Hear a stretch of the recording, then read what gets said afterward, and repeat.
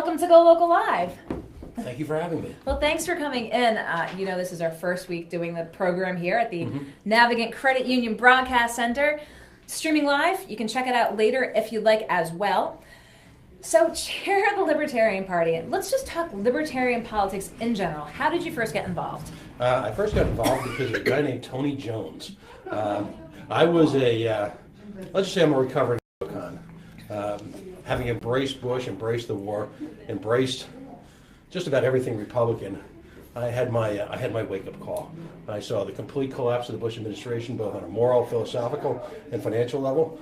I saw the war, eventually saw the war for what it had become, which is really just a neocon adventure in driving up the military-industrial complex. So I decided to embrace personal freedom. You get a little closer to me over here. We're getting we're getting a tech update here. You know, we're a tight studio. We're working out things, so appreciate you coming a little closer. Okay. So I believe in personal freedom. And personal freedom can be very inconvenient, particularly if you're a cafeteria conservative of the Republican type, who like to be conservative and believe in small government when it suits them, and whether it's either in their own kind of warped sense of morals or warped sense of government, it doesn't suit them, well then they become this type of knuckle-dragging, mouth-breathing troglodytes that we've all become to know and love, particularly in the Trump administration. So personal freedom means a lot. Personal freedom means that you're an adult enough to make your own decisions and your own personal lifestyle, self-determination.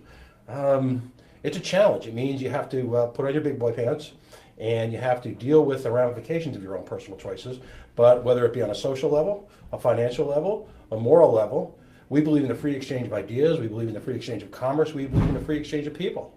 So let's talk a little bit about the personal freedoms, because you just penned a column for us pertaining to the legalization of marijuana. Absolutely. Now, as we know, when you point out in your column, which will be running soon on Go Local, you know, they describe it here as the taxation and regulation of marijuana, which for, I would imagine, a libertarian or maybe buzzwords that make you take pause. But I did get a chance to look through the piece.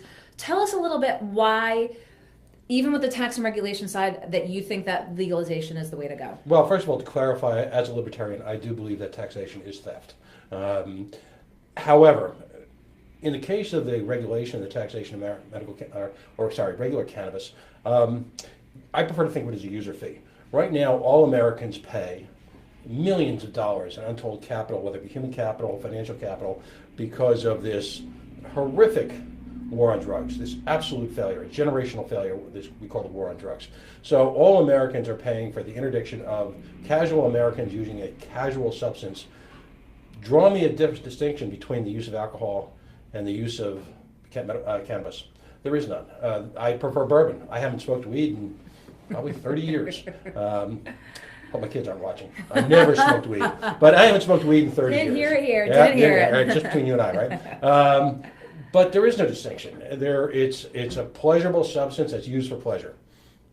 Plain and simple. And so again, on the tax and regulation side, obviously, you know, looking at millions of dollars potentially coming in.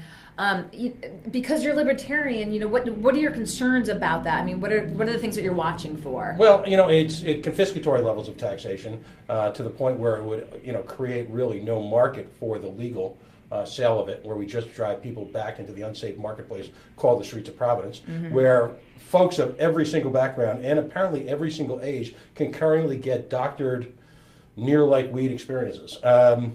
You know, right now it translates into a user fee. Rather than have every taxpayer pay confiscatory taxes for this failed war on drugs, why not let the users pay a tax to actually manage a system within which marijuana, cannabis, in the same manner that liquor can be distributed to the public in a safe, pleasurable format. And there is nothing, and I'll point this out in the article, there is nothing in the article to say that we are promoting the use of cannabis or any controlled substance by children. If in fact, you know, anecdotally, it would appear that in most markets where there is a legal regulated process for a controlled substance, whether it be coffee, cigarettes, caffeine, alcohol, weed, quite frankly, kiddos have less access to it. I challenge any one of the conservative troglodytes in this state right now to point out to me any kid who on any corner in Providence wanted to get weed can't do it. So what do you think? I mean, there have been several years now in the making proposals put forth for the taxation and regulation of marijuana. What would you say the prospects are in Rhode Island this year? I think increasingly bright for two reasons. Number one, Massachusetts did it. And the first law we should pass in this session should be, we should just do whatever Massachusetts does for slightly less money. Because one need only travel over the border to get better schools, lower taxes, lower crime, just an overall higher quality of life. So why we simply just don't do exactly what Massachusetts does, I'm not sure. But Massachusetts is doing it so the Solons up at Halitosis Hall can breathe a sigh of relief and say, okay, we're not, the hell won't rain down upon us. The second level, I think there's an increasing realization that opposition to medical cannabis and regular cannabis is literally dying off. Folks in the current generation draw no differences between legal alcohol, legal cigarettes, and legal cannabis. And so, as a result, in the same manner that marriage equality became accepted by a large portion of the populace as just a normal extension of day-to-day life, so too will people accept cannabis as a product to be used carefully in the privacy of your home, while not operating a motor vehicle, while not being given to a child, but be used as a matter of pleasure, just like a glass of wine is over dinner, or in my case, a nice strong bourbon over rocks. Well, as you've mentioned, again, it's been years in the coming now, so we'll see.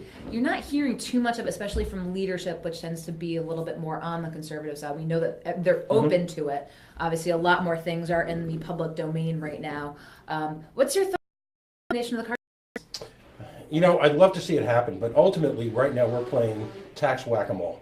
Each leader is trying to pick out the one form of taxation that they're going to eliminate. No one is talking about cutting costs. No one's talking about cutting staffing level at the state level. No one's talking about cutting the out-of-control Commerce Corporation and their, death race to see who can spend the most money on which failed crony capitalistic project. No one's talking about any of that. So in the absence of any budget cutting, aren't we just hitting one tax down just to quietly, I don't think we call it taxing, raise fees somewhere else? You're talking about raising tolls or placing in tolls at the same time you're cutting the car tax. Well, it's coming from the same pocketbook, folks. You.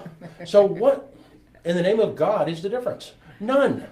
So, let's talk about controlling, or at least maybe slowing, or perhaps even lowering the increase in government in our lives. I think you got to step a little bit closer over here, okay. Mr. Ford. One of the things that really sort of, I want to say, that you've been so outspoken about, we've talked a lot about the effort for the Pawtucket Red Sox owners to bring the stadium to Providence. Right. Back in kind of the public domain again with the release of the report of what it would cost to rehab McCoy, what it would cost to completely rebuild McCoy. And I think there's a forward saying that you have about the Oh, yeah, not one red cent. One red cent. Not one red cent. Ultimately, you and I, and this is what's laughable, you and I are being asked personally to subsidize what I call the wet Fenway dream of a host of out-of-state millionaires. I'm not quite sure how that works, but no, balderdash. Why am I subsidizing them? I'm sitting here in downtown Providence, and beautiful studio setup. All kudos to Go Local Prov for investing in downtown Providence, but I'm staring across at dozens of empty buildings which were vacated by hard-working, in some case, multi-generational Rhode Island businesses. And the notion that those people should be expected to write a check for one of the most valuable franchises in American sports history is just astonishing in its hubris. I'm not quite sure what drugs they're taking, but maybe we should legalize those too. So back when they were looking to come to Providence, specifically the 195 land, you really worked with other stakeholders and kind of the groundswell of grassroots activism. And I think Go Local had written about this back at the time. And covered it extensively. And I think the characterization was, hadn't really seen anything of this magnitude before, of people saying no. And you also have, I'm assuming, these people at your disposal. Do you think there's anyone, again, that would say, well, if they're going to leave, then this, or we don't want them to leave? Do you think that you're going to have those same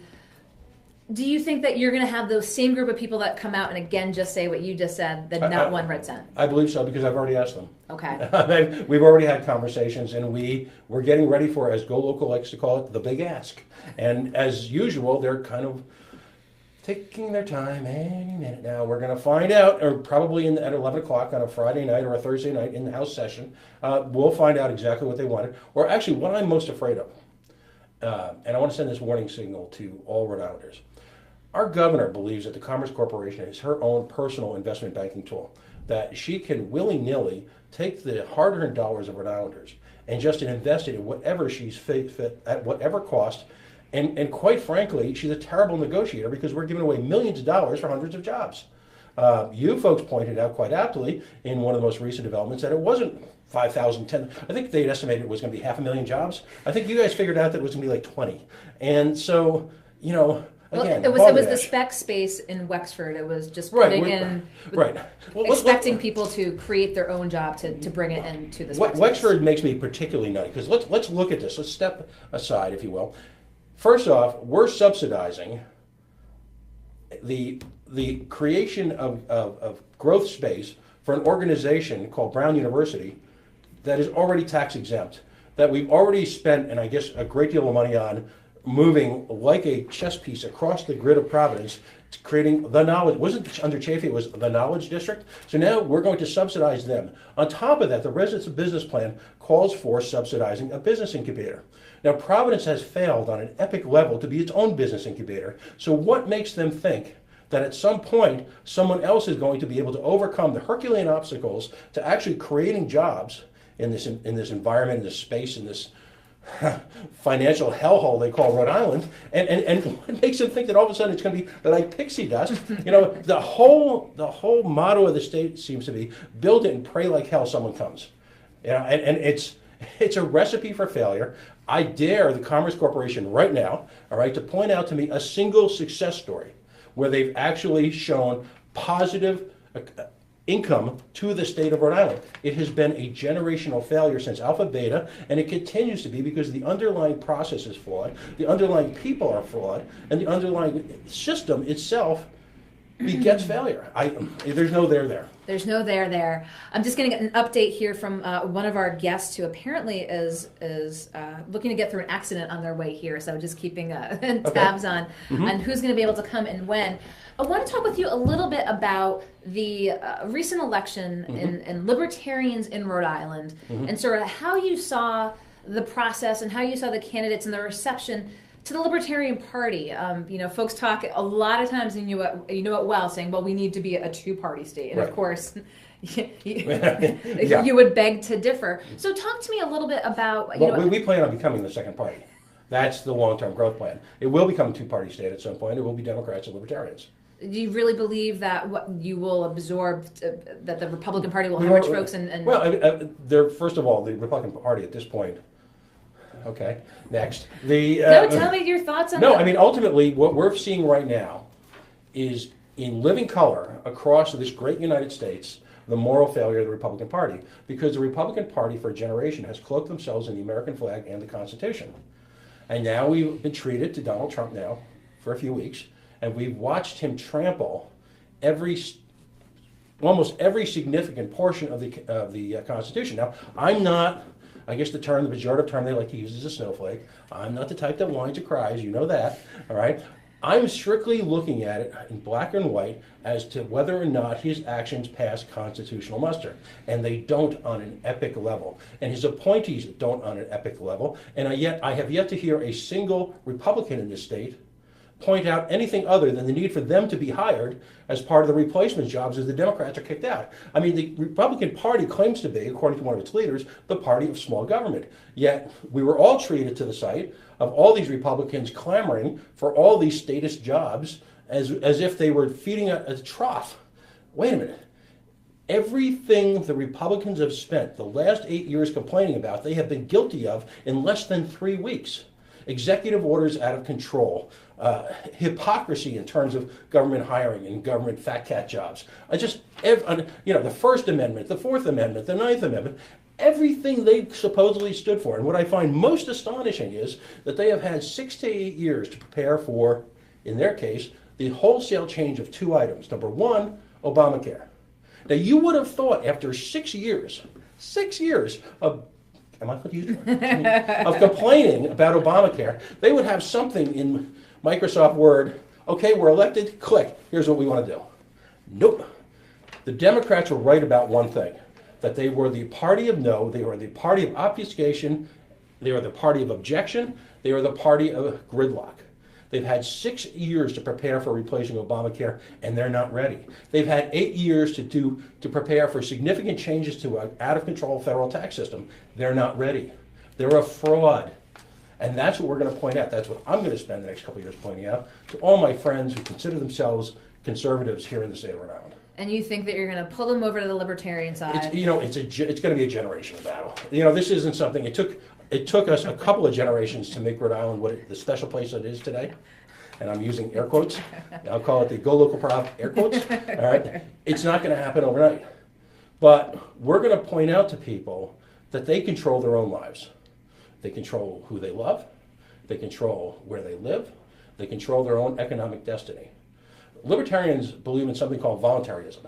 2 levels. Number one, on its most superficial level, we believe that if we're going to be anti-government, we need to get involved in the community ourselves. But when I talk about being a voluntarist, I talk about that I, as a human being, voluntarily consent to be governed. Mm-hmm. It is not the right of government to control me. And that's the lesson we're going to bring to Rhode Islanders. Okay. Well, I appreciate your coming on today, Pat Ford, Chair Great of to see you again. the Libertarian Party here. Working on the shyness thing. Well, you're certainly not shy by any stretch of the imagination. I'm going to welcome our next guest, and we'll talk with you soon.